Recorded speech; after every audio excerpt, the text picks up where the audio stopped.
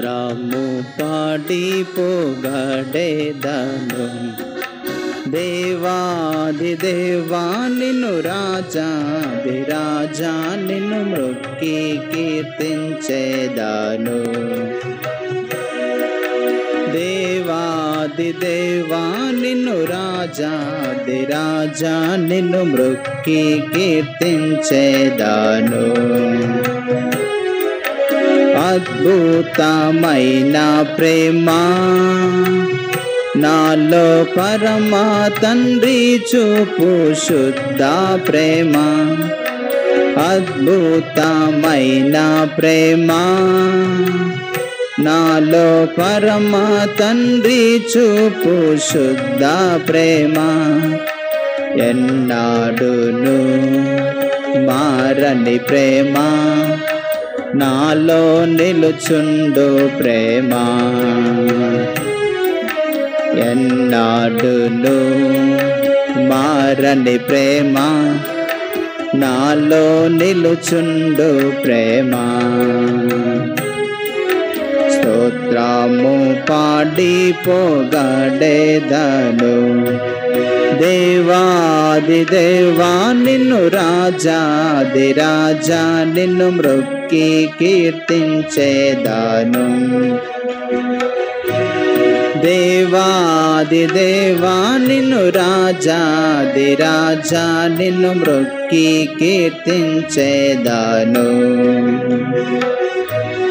జ్యోతిగా జగమునకు వచ్చి జీవమిచ్చి నన్ను కొన్న ప్రేమ జ్యోతిగా జగమునకు వచ్చి జీవమిచ్చి నన్ను కొన్న ప్రేమ త్యాగి అయినా క్రీస్తు ప్రేమ దివ్య మధుర ప్రేమ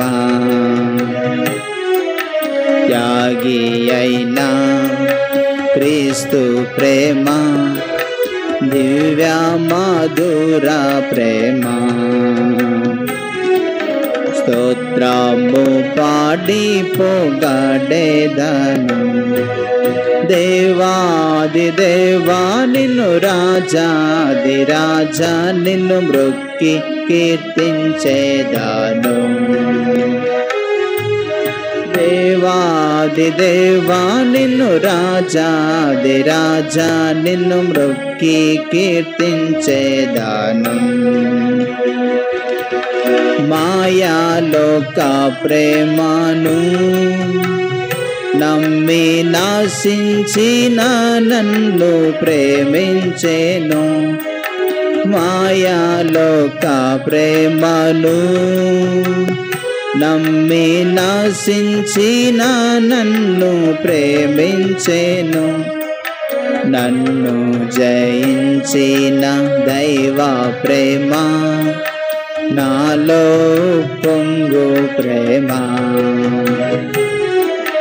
నన్ను జయించిన దైవ ప్రేమ నాలో పొంగు ప్రేమ స్తోత్రము పాడి పొగడెదను దేవాది దేవా నిన్ను రాజాది రాజా నిన్ను మ్రొక్కి కీర్తించెదను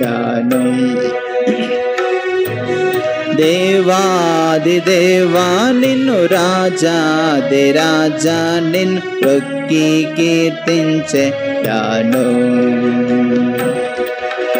ఆధారమైన ప్రేమ దినము మాతా వలె నన్నాదుకోను ప్రేమ ఆధారమైన ప్రేమ దినము మాతా వలె నన్నాదుకోను ప్రేమ ఉన్నత మహా దైవ ప్రేమ నన్నాకర్షించే ప్రేమ ఉన్నత మహా దైవ ప్రేమ నన్నాకర్షించే ఆకర్షించే ప్రేమ. స్తోత్రము పాడి పొగడెదను దేవాది దేవా నిన్ను, రాజాది రాజా నిన్ను మ్రొక్కి కీర్తించేదాను. దేవాది దేవా నిన్ను, రాజాది రాజా నిన్ను మ్రొక్కి కీర్తించేదాను. మాట తప్పని ప్రేమ, పరమ వాక్కునిచ్చి ఆదరించే ప్రేమ. మాట తప్పని ప్రేమ, పరమ వాక్కునిచ్చి ఆదరించే ప్రేమ. సర్వశక్తి గల దైవ ప్రేమ, సతతము నుండు ప్రేమ. సర్వశక్తి గల దైవ ప్రేమ, సతతము నుండు ప్రేమ. స్తోత్రము పాడి పొగడెదను దేవాది దేవా నిన్ను, రాజాది రాజా నిన్ను మ్రొక్కి కీర్తించేదాను. దేవాది దేవా నిన్ను, రాజాది రాజా నిన్ను మ్రొక్కి కీర్తించేదాను.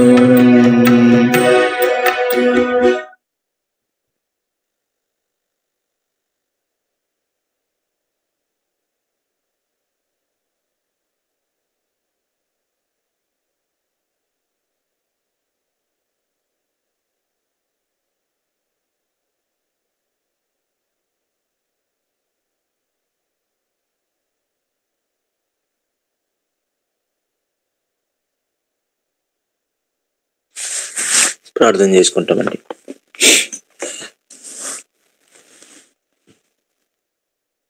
ప్రేమగల పరలోకపు తండ్రి, పరిశుద్ధుడైన దేవ, సర్వకృప అన్నది నిన్న నేడు నిరంతరం ఒకే రీతి ఉన్నవాడు, ఎన్నడూ మారని మార్పు చెందిన దేవ, యేసు ప్రభు ఘనమైన ఉన్నతమైన నామాన్ని బట్టి మీకు వందనాలు. ఇంతవరకు సహాయపడడానికై మిమ్మల్ని స్తుతించి ఆరాధించి కొనియాడుతున్నాం. దయగల మా తండ్రి, కనికర సంపన్నుడు, కృప చూపటం ఐశ్వర్యవంతుడు, కృపా సమృద్ధి గల దేవుడు, దయాదాక్షిణ్య పూర్ణుడు, బహుదీర్ఘ శాంతుడు, కోపించునే వాత్సల్యత చూపించే దేవుడు, మాకు సమీపంగా ఉన్నావు. అందుకొరకు మీకు వందనాలు చెల్లిస్తుంటున్నాం. బయటలో మీరు కలిగి ఉన్న భవిష్యత్తు తలంపులు, నిత్యోన్నత ఉద్దేశములు, అనాదికాలం మీ సంకల్పంకాయ మిమ్మల్ని స్తుతించి ఆరాధించి కొనియాడుతున్నాం. దయగల మా తండ్రివి, కరుణా సంపన్నుడు, కృప చూపటం ఐశ్వర్యవంతుడు, కృపా సమృద్ధి అనే దేవుడు స్తోత్రం. ఎన్నో కొరతలు, బలహీనతలు కలవారమైన విస్తారమైన క్షమాపణ, దీర్ఘశాంతం, మీ దయ, కనికరం కొరకు వందనాలు చెల్లిస్తుంటున్నాం. తీసుకెళ్తున్న మార్గాలు, చేస్తున్న సహాయము, నడిపిస్తున్న విధానం అంతటి కొరకై మిమ్మల్ని పూజించి ఆరాధించి కనపరుస్తుంటున్నాం. ఆత్మ ప్రాణ దేహాలు రక్తప్రోక్షణ చేస్తుండగా దయచేసి మరణించము, కడుగుము, పవిత్రపరచమని ప్రార్థిస్తున్నాం. ఉదయకాల సమయం మా కొరకు దేవునికరంగా చేయండి. సమయం ద్వారా కేవలం మీ యొక్క నామానికి మాత్రం మేము తెచ్చుకోవాల్సిందిగా ప్రార్థిస్తూ అదృశ్యమైన స్థలాలకు అప్పగించుకుంటున్నాం. దేవా, కరుణించి మీరే అంగీకరించండి. దేవతో మాట్లాడము, తద్వారా మాయం పొందవలసిందిగా ప్రార్థిస్తున్నాం. దేవా, మీరే సహాయం చేయండి. మీరే కరుణించమని, దయచేసి మాతో మాట్లాడమని యేసు ప్రభువును ప్రార్థిస్తున్నాం తండ్రి. ఆమేన్.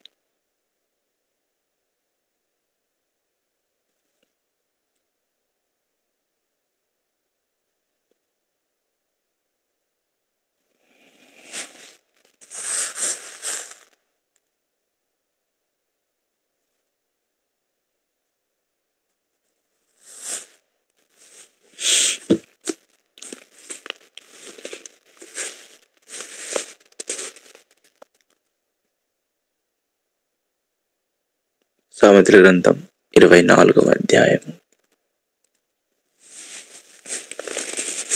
సామెతలు 24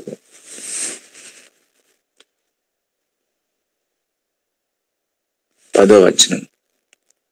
సామెత 24:10. శ్రమ దినమున నీవు కృంగిన ఎడల నువ్వు చేతకాని వాడవగుదువు. మరో పని చదువుకుంటాం. శ్రమ దినమున నీవు కృంగిన ఎడల నువ్వు చేతకాని వాడవగుదువు.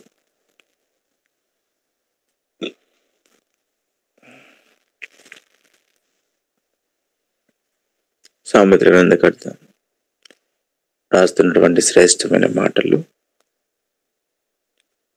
శ్రమ దినమున నువ్వు కృంగిపోతే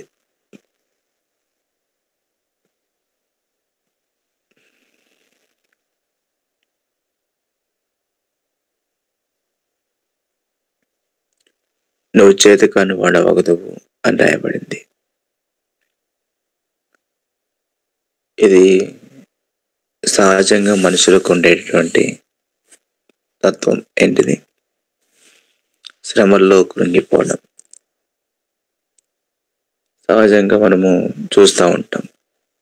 మనిషి కృంగిపోయేది ఎప్పుడే అంటే శ్రమ వచ్చినప్పుడే. లోకరీతిగా లౌకికంగా మనం చూసేటువంటి మాట ఏంటంటే శ్రమ వచ్చినప్పుడు కృంగిపోవడం సహజమైనటువంటి లక్షణం కదా. కానీ దేవుని వాక్యం మనతో మాట్లాడే శ్రేష్టమైన మాట ఏంటంటే శ్రమ దినమున కృంగిపోతే నువ్వు చేతకాని వాడవగదువు అని రాయబడింది. శ్రమల్లో కృంగిపోవడం మంచిది కాదు అని దేవుని యొక్క వాక్యం చెప్తారు. కాబట్టి పిల్లరా, ఆధ్యాత్మికంగా విశ్వాసపు జీవితంలో కొనసాగుతున్నప్పుడు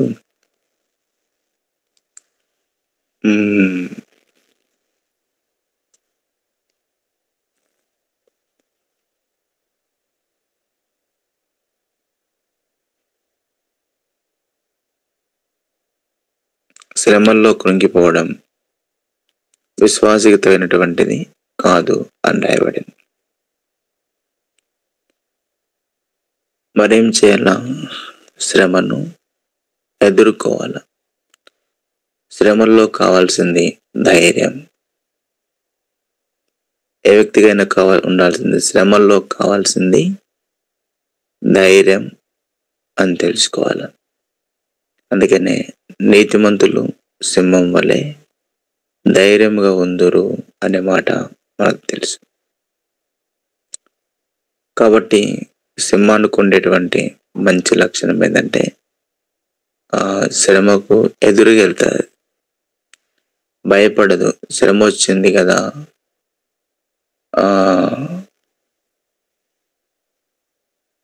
శ్రమ వచ్చింది కదంట అని చెప్పి భయపడదు. ఏం చేస్తుంది మరి? ధైర్యంగా ఉంటుంది. శ్రమకు ధైర్యంగా ఎదురెళ్ళేటువంటి లక్షణం సింహానికి ఉంటుంది కదా.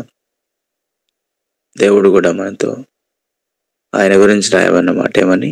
ఆయన కొదమ సింహం. నీతిమంతులు సింహం వల్లే ధైర్యంగా ఉంటారు అని దేవుని యొక్క వాక్యం చెప్తారు.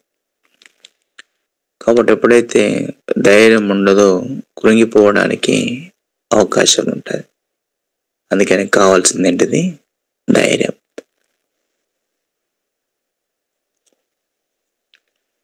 నీళ్ళల్లో చేపలకు ఉండేటువంటి ఒక మంచి లక్షణం ఏంటి? జీవము కలిగినటువంటి చేపలన్నీ కూడా నీళ్లకు ఎదురుగెళ్తాయి. చచ్చిపోయిన చేపలు మాత్రమే నీళ్ళలో కొట్టుకొని పోతాయి. ఏ చేపలు జీవముతో ఉంటావో బతుకుంటాయో అవి చిన్న చేపలు కానీ పెద్ద చేపలు కానీ ఏదైనా కానిగాక ఏ చేపలైతే బ్రతికున్నాయో ఆ చేపలు నీళ్లకు ఎదురుగెళ్తాయి. అందుకే చూడండి, చాలా సందర్భాలు చూస్తాం, చేపలు ఎప్పుడు నీళ్ళు పారుతుంటే కిందికి ఎప్పుడు కూడా అవి కింది నుంచి పైకి వస్తూ ఉంటాయి. ఎంత పెద్ద ప్రవాహము కానీ, ఎంత పెద్ద అది నది కానీ లేకుంటే ఇంకా ఏదైనా కావచ్చు కాక, చేపలకు ఉండేటువంటి మంచి గుణం ఏంటంటే ఎదురెళ్తాయి నీళ్ళకు. ఎదురుగా వస్తున్నటువంటి నీళ్లకు ఇవి ఎదురెత్తాయి ఆ చేపలు. ఎందుకు? వాటికి అది మంచిది కదా. అందుకని పిల్లరా, దేవుని పిల్లలుగా మనలో కావాల్సిన కూడా ఏంటంటే శ్రమకు ఎదురుగా పోవడం కావాల్సింది ఏంటంటే ధైర్యం.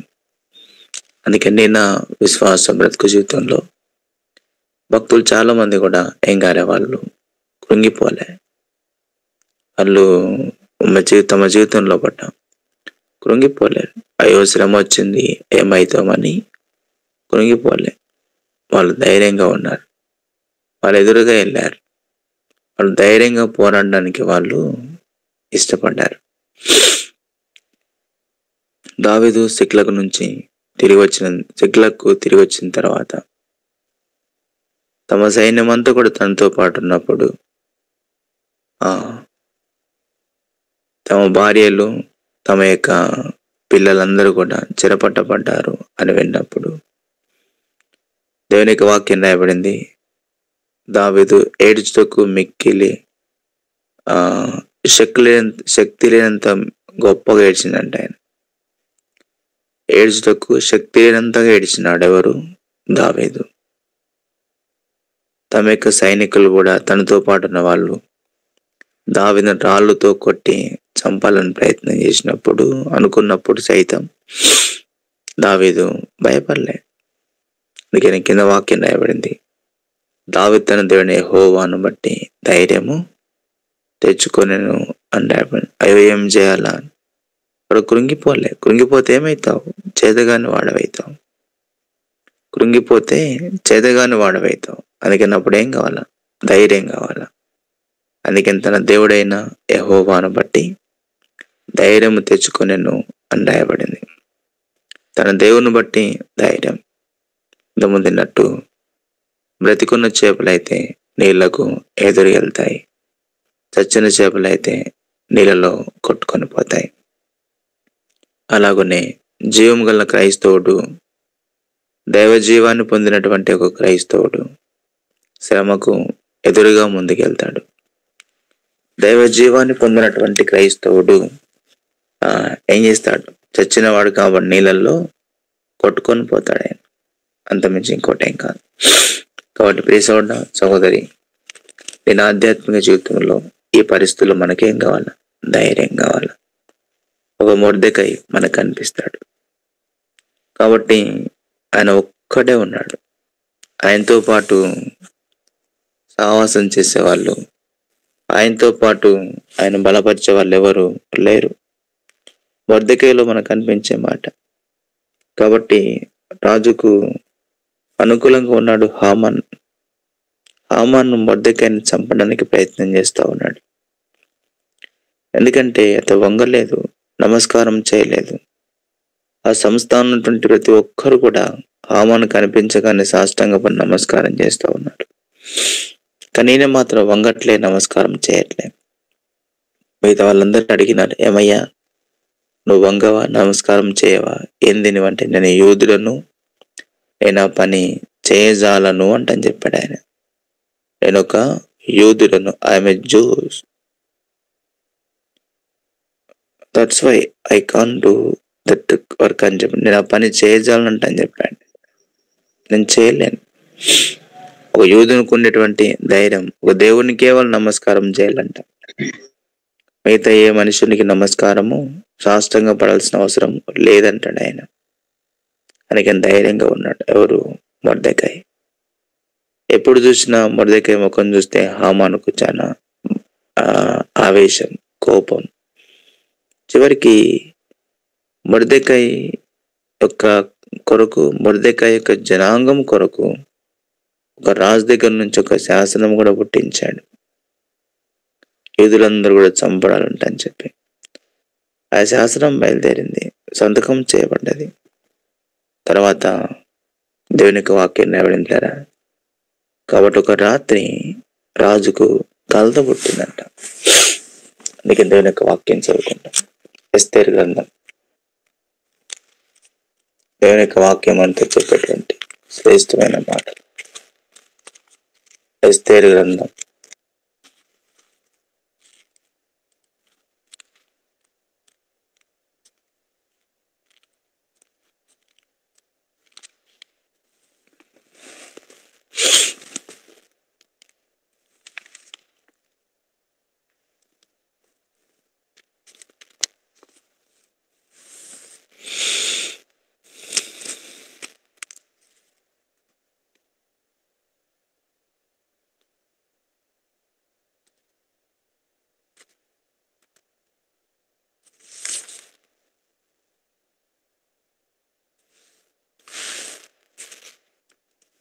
కాబట్టి ఆధ్యాత్మికంగా విశ్వాస బ్రతుకులు కొనసాగుతున్నప్పుడు 6వ అధ్యాయం 1వ వచనం.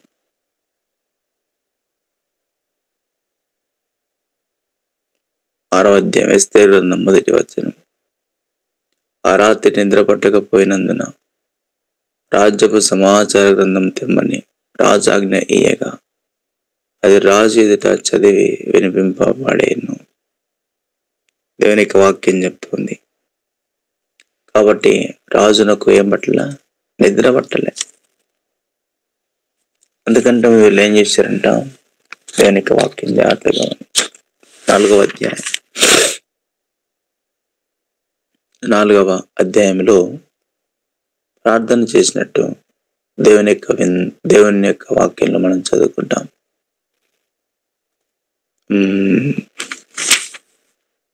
16వ వచనం. నువ్వు పోయి శోషణనందు కనబడిన యూదులందరినీ సమాజమందరిని సమకూర్చి నా నిమిత్తం ఉపవాసం ఉండి 3 దినాల పానం చేయకున్నది. నేను నువ్వు నా పని కత్తెలను కూడా ఉపవాసం ఉందుము. ప్రవేశించటాన్ని న్యాయ వ్యతిరేక్తముగాను నేను రాజునందుకు ప్రవేశించుదును. నేను నశించేదాను. ఉపవాసం ఉండి ప్రార్థిస్తూ వచ్చారు ఆ యొక్క సంస్థానం శోషణ కోటలో. ఈ 6వ అధ్యాయము ఆ రాత్రి నిద్ర పట్టకపోయినందున ఎవరికి, రాజుకే నిద్ర పట్టుకుంది నైట్ అంతా కూడా. కాబట్టి పిల్లరా, దేవుని వాక్యం గమనించండి.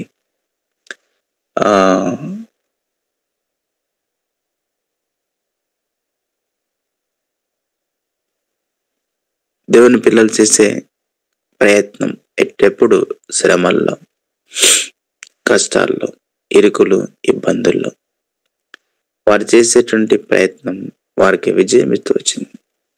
ఏం ప్రయత్నం చేశారట? ప్రార్థన చేశారు. అందుకే పిల్లరా, శ్రమ దినమున నువ్వు కృంగిన ఎడల చేతగాని వాడవైతావు. కాబట్టి శ్రమల్లో కృంగిపోవడం మంచిది కాదు. దావీదు శ్రమ వచ్చినప్పుడు తన దేవుణ్ణి బట్టి ధైర్యం తెచ్చుకున్నాడు. ఎస్తేరు, యోర్దాన్, ఆ యొక్క మొర్దెకాయి ఆ కోటలో వారికి శ్రమలు వచ్చినప్పుడు వాళ్ళు ప్రార్థించారు. వాళ్ళు ఉపవాస దినం చాటిస్తూ వచ్చారు. వాళ్ళు కృంగిపోలే, ప్రార్థన చేశారు. ఆ ప్రార్థన వారికి ఫలితం ఇచ్చింది. అందుకనే వారు తమ జీవితంలో వాళ్ళు విజయాన్ని పొందుతూ వచ్చారు. ఎవరికైతే ఉరికమ్మం తీయబడిందో ఎవరు ఉరికమ్మం తీశారో వాళ్ళే ఉరి తీయబడ్డారు. కాబట్టి దేవుని పిల్లకు విజయం వచ్చింది. పిల్లరా, దైనందిన జీవితంలో మనతో కూడా దేవుడు నేర్పించే శ్రేష్టమైన మాట ఏంటంటే, కాబట్టి శ్రమల్లో కృంగిపోవడం కాదు, ఏమవసరం, దేవుణ్ణి బట్టి ధైర్యం నేర్చుకుంటాం. ప్రార్థించేటువంటి ఒక ఆయుధాన్ని దేవుడు మనకి ఇచ్చాడు కాబట్టి దాన్ని కలిగి పోరాడే ప్రయత్నం చేస్తాం. ప్రార్థనలో వాక్యమైన ఆయుధం మనకుంది కాబట్టి వాక్యంతో పోరాడడానికి ఇష్టపడతాం. కాబట్టి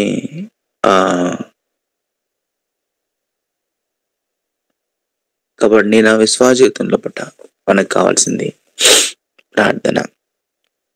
ఒకటి దేవుని బట్టి, రెండోది ప్రార్థన, మూడోది వాక్యం, నాలుగోది సహవాసం కూడా చాలా అవసరం. ఎలాంటి సహవాసం? కాబట్టి దేవుని ప్రజలతో, ఆత్మీయమైనటువంటి మనుషులతో మనకు సహవాసం కూడా ఆ తరుణంలో చాలా అవసరం. కాబట్టి కృంగిపోవడం కాదు, ధైర్యం తెచ్చుకోవడం అవసరం. కృంగిపోవడం కాదు, ధైర్యంగా ఎదుర్కోవడం. ఎప్పుడు? శ్రమల్లో వచ్చినప్పుడు, కష్టం వచ్చినప్పుడు, నష్టాల బాటలో వెళ్తూ ఉన్నప్పుడు, ఇరుకులకు నుండి తీసుకొని పోబడుతున్నప్పుడు, మనుషులందరూ నీకు దూరం అయినప్పుడు, కాబట్టి ఇబ్బందుల్లో ఇరుక్కున్నప్పుడు, ప్రతికూలమైన పరిస్థితుల్లో నువ్వు చిక్కుకొని ఉన్నప్పుడు, ఆ టైంలో కృంగిపోవడం కాదు, ఆ టైంలో ధైర్యంగా నిలబడ్డం అవసరం. అందుకని దేవుని వాక్యం చెప్తే యెషయా 40 చదువుకుంటాం. కాబట్టి యెహోవా కొరకు ఎదురు చూచువారు నూతన బలాన్ని పొందుతారు. వారు పక్షిరాజు వల్లే రెక్కలు చాపి పైకి ఎగురుతారు. అలేక పరిగెత్తారు, సొమ్మసిల్లక నడిచిపోతారు. అలేక పరిగెత్తారు, సొమ్మసిల్లక నడిచిపోతారు వర్తమాన జీవితంలో. కాబట్టి పిల్లరా, శ్రమ వచ్చింది కదా, కష్టం వచ్చింది కదా, కృంగిపోవడం దేవుని పిల్లంగా వారు తగినటువంటిది కాదు. ఏం అవసరం? ఆ టైంలో ధైర్యం అవసరం. ధైర్యంతో ఎప్పుడు ముందుకెళ్తావో అప్పుడు ఏం చేస్తాం? విజయం పొందడానికి మనకేముంటుంది? అవకాశం ఉంటుంది. ఒక చోట విన్నాను ఒక సందర్భాన్ని. పక్షిరాజుకు ఉండేటువంటి ఒక మంచి లక్షణం, తన జీవితం లోపల 40 సంవత్సరాలు బతుకుద్దంట. ఇది పక్షిరాజు. ఈ 40 సంవత్సరాల జీవితం లోపల తాను వృద్ధాప్యంలోకి వచ్చిన తర్వాత అది తిరిగి నూతన పరచబడేటువంటి అవకాశం తనకుంది. కానీ నూతన పరచబడడానికి అయ్యేటువంటి ప్రక్రియ అది ఎంతో కఠినమైనటువంటి, కఠోరమైనటువంటిది. వృద్ధాప్యానికి వచ్చిన తర్వాత దానికి ఉన్నటువంటి ముక్కు ఇలా వంగిపోతుంది, తినడానికి రాదు. తర్వాత దాని ఈకలు బాగా పెరిగిపోతాయి, బరువైపోద్ది, పైకి ఎగరడానికి రాదు. అలాంటి తరుణం లోపల దాని 2 పనులు ఉన్నాయి. ఒకటి ఏంటంటే, ఆ ఈకలు బరువెక్కి ఈ ముక్కు వంగిన తర్వాత అది తినడానికి అవకాశం లేని పరిస్థితుల్లో ఆకలితో కృషించి చచ్చిపోవడము, లేకపోతే అది తిరిగి నూతన పరచబడ్డము దానికి అవసరం. అంటే ఏం చేయాల? దాని ఈకలు పెరిగివేయబడాల, దాని ముక్కు ఏం కావాలా? తిరిగి నూతన పరచబడాల. అందుకని పక్షిరాజు చేసేటువంటి ప్రక్రియ ఏంది తెలుసా? అయ్యో, నా ముక్కు వంగిపోయింది కదా, నా ఈకలు బరువెక్కిపోయినాయి కదా, కాబట్టి ఈ పరిస్థితి నేను బ్రతకలేను, నేను చచ్చిపోతాను భయపడదంట. ఏం చేస్తుంది? తన ముక్కుతో తానే తనకున్నటువంటి ఆ యొక్క ఈకలు అన్ని పీక్కుంటుంది. అది ఆ బరువైన ఈకలన్నీ పీకేస్తూ ఉంటాయి. ఆ ఈకలు పీకుతున్నప్పుడు దాన్ని కొన్నిసార్లు రక్తం వస్తుంది. ఆ ఒళ్ళంతా కూడా రక్తంతో నిండిపోతుంది. ఒకవేళ ఈకలు పీకకపోతే ఆ బరువుకు చచ్చిపోయే ప్రమాదం ఉంటుంది. అందుకనే తన ఈకలు తానే మొత్తం అన్ని పీకేసుకుంటుంది, మొత్తం మన ఈకలన్నీ పీకేసుకుంటుంది. ఒకటి. రెండోది, ఆ ముక్కును ఏం చేయాలంటే ఆ ముక్కును బండకు కొట్టాలి, రాతికి ఏం చేయాలి? దాన్ని కొట్టాలి. ఎంత బాధనో, ఎంత బాధ అనిపిస్తుంది అంటే ఇప్పుడు అంత బాధ అనిపిస్తుంది. దానికి ఉండేది ఒకటేమని, ఈ బాధను అనుభవిస్తే, ఈ పరిస్థితి వచ్చిందంట అని చెప్పి నేను కృంగిపోతే ఐదరు చావన్న కావాలా, లేకుంటే బ్రతకాలనుకుంటుంది. కాబట్టి ఏం చేస్తుందంటే అది ఒళ్ళంతా రక్తం ముద్దైనా కూడా వెంటగా తనుకున్నటువంటి ఈకలు మొత్తం లాగేసుకుంటుంది. రెండోది, ఇది కఠోరమైనటువంటి సాధన. ఇది ముక్కును బండకేసి కొట్టుకోవడం. కాబట్టి దాని ముక్కున్నదే బండకేసి కొట్టి కొట్టి కొట్టి కొట్టి దానికి పైనటువంటి ఏమంటారు చిప్ప ఊడిపోతుంది. ఊడిపోయిన తర్వాత మళ్ళీ అది నూతన పరచబడుతుంది. అందుకంటే ఏమని యెహోవా కొరకు ఎదురు చూచువారు నూతన బలాన్ని పొందుతారంట. వారు పక్షిరాజు రెక్కలు చాపి పైకి ఎగురుతారు, అలేక పరిగెత్తారు, సొమ్మసిల్లక నడిచిపోతారు.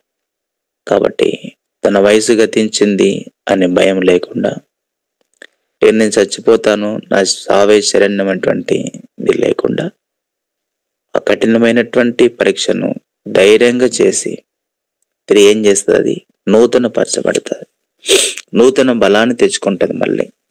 కాబట్టి పిల్లరా, ఒక విశ్వాస జీవితం కూడా అలాంటిదే. ఒక చేపల నీటికి ఎదురెళ్ళడం, జీవము కలిగిన చేపల నీటికి ఎదురెళ్ళడం మనకు అవసరం. ఓ పక్షిరాజు శ్రమ వచ్చింది కదా కృంగిపోలేదు.